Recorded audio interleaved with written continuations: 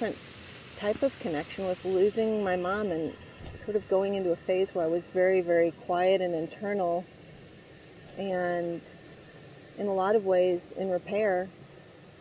Spending time with horses is really, really centering, really introspective, and it helps you know yourself better, but earning the trust and giving the trust to the... What's been the most healing? The most healing. I would say that night that I went to a rural horse auction to try to buy a beat-up saddle so I didn't look like such a city girl riding, and saw a horse in a stall, and she was really, really emaciated, skin scabby, in horrible condition, sunken in shoulders, just bedraggled. And my first impression was that she was some old trail horse that had been ridden to death and was probably 22 and near the end of her life and was getting dropped off. And nobody wanted her. And I looked through all the stalls and visited with all the horses.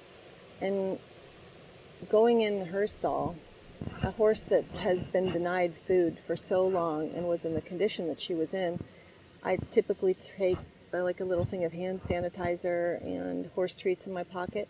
And when I offered her the treats, she didn't try to eat my hand. She didn't come after me with crazy, hungry eyes. She was very dignified. She had a lot of self-respect still for the condition she was in. And I really loved that she didn't behave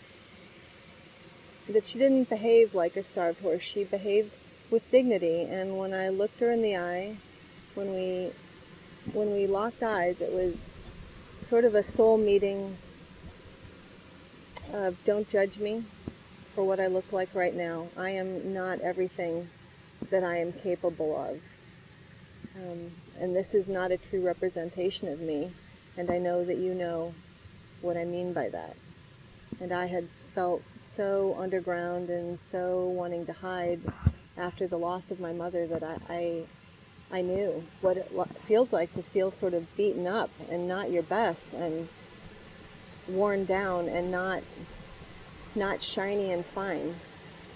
And I really had a hard time that night. She went in the ring and she was bought by a buyer to be sold for horse meat for $37. And my friends were saying, you don't want that horse. She's in horrible shape. You don't want to take that on. She's just going to die. And I should have listened to myself, because I went home and I cried and I strategized, like I can't live with myself that I didn't listen to myself, that I didn't do everything to keep her safe, that I didn't take her home.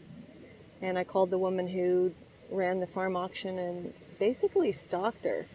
I got a hold of her phone number like at 3 o'clock on that Saturday night, found her, thank heavens for Google, and found her cell phone number and tracked her down and said, what happened to that horse? And she said that she'd already been microchipped for the slaughterhouse and was going to be sent to green pastures to be fattened up a little bit before being put on the truck. And I said, could you please ask whoever bought her if he'd sell her to me?